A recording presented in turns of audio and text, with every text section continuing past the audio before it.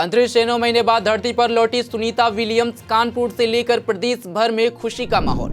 उत्तर प्रदेश के मुख्यमंत्री योगी आदित्यनाथ ने पर्यटन विभाग के अधिकारियों के साथ रिव्यू मीटिंग की। संभल में नेजा मेला पर बढ़ा विवाद, झंडे वाला गड्ढा बंद कराया, चप्पे चप्पे पर फोर्स की तैनाती। मेरठ में पत्नी ने प्रेमी के साथ मिल पति की खौफनाक हत्या की वारदात को अंजाम दिया। अयोध्या में एक व्यवसायिक इमारत में लगी आग, दमकल की गाड़ियां मौके पर मौजूद। नमस्कार, मैं हूं सत्येंद्र शर्मा, आप देख रहे हैं punjabkesari.com। वक्त हो चला है यूपी बुलेटिन की। अंतरिक्ष यात्री सुनीता विलियम्स 9 महीने बाद धरती पर वापस लौट आई हैं। उनकी वापसी स्पेस एक्स के ड्रैगन कैप्सूल के जरिए हुई, जो सफलतापूर्वक समुद्र में लैंड हुआ। सुनीता को लैंडिंग के बाद स्ट्रेचर पर बाहर लाया गया और उनका स्वागत किया गया। यह एक ऐतिहासिक पल था, क्योंकि सुनीता ने 5 जून 2024 को अंतरिक्ष यात्रा की शुरुआत की थी और तब से वह अंतरिक्ष में रह रही थी, अपने मिशन पर व्यस्त थी। सुनीता विलियम्स के वापसी पर पूरी दुनिया के साथ भारत में भी जश्न का माहौल है।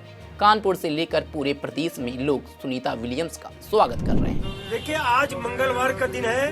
हिंदुस्तान में मंगलवार का दिन हनुमान जी का दिन माना जाता है और आज ये हनुमान जी का भव्य मंदिर है किदवई नगर में।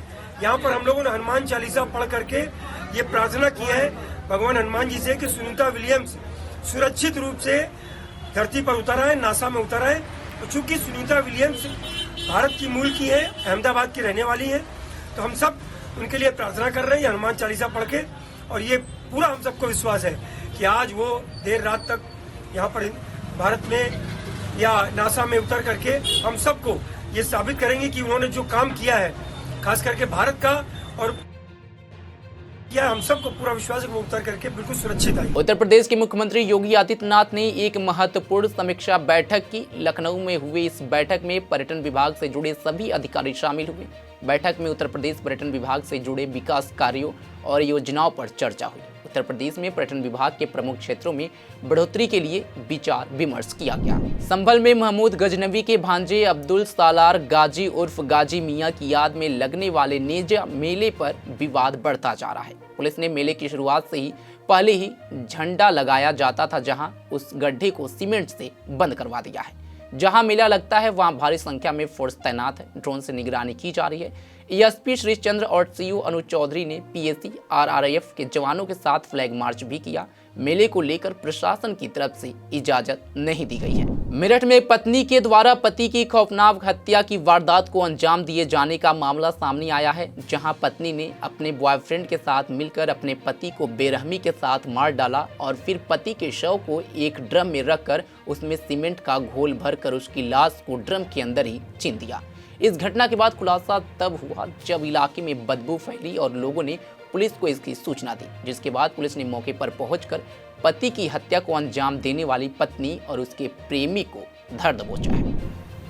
आज देर शाम थाना ब्रह्मपुरी पुलिस को इंदिरा नगर में एक मर्डर की सूचना मिली थी। सूचना के आधार पर पुलिस जब मौके पर पहुंचकर जांच पड़ताल एवं पूछताछ की गई तो पाया गया कि एक सौरभ राजपूत नाम के व्यक्ति हैं, जो कि मर्चेंट नेवी में कार्यरत थे। ये 4 तारीख को अपने घर आए थे और तब से ही ये देखे नहीं गए थे। शक के आधार पर इनकी पत्नी मुस्कान और मुस्कान का एक प्रेमी है साहिल, उसे पूछताछ के लिए पुलिस ने बुलाया था। और पूछताछ के दौरान इन्होंने अपना जुर्म कबूला है। इन्होंने बताया कि 4 तारीख को साहिल ने ये और मुस्कान के साथ मिलकर जो सौरभ है उनके चाकू से मारकर हत्या कर दी थी। हत्या करने के बाद उन्होंने शव के टुकड़े कर एक ड्रम में डालकर उसे सीमेंट से भर दिया था। पुलिस द्वारा जो शव है उसको रिकवर कर लिया गया है। उस शव को पोस्टमार्टम के लिए मोर्चरी भिजवाया गया है और इसमें जो दोनों ही साहिल और मुस्कान, इन दोनों को हिरासत में ले लिया गया, गिरफ्तार कर लिया गया है।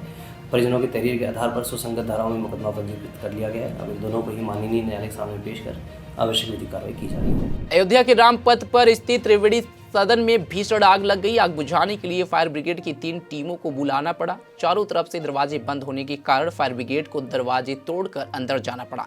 सीएफओ महेंद्र प्रताप सिंह के अनुसार इस घटना में कोई जनहानि नहीं हुई है। त्रिवेणी सदन की बिल्डिंग अयोध्या विकास प्राधिकरण ने बनवाई थी। आग लगने के बाद प्राधिकरण ने इसके कारणों से पल्ला झाड़ लिया है। उन्होंने बताया कि सुखसागर संस्था इस बिल्डिंग का संचालन कर रही थी और सभी एनओसी के साथ बिल्डिंग बनाई गई थी। अगर सुखसागर के संचालन में लापरवाही पाई गई तो जांच के बाद कार्रवाई की जाएगी।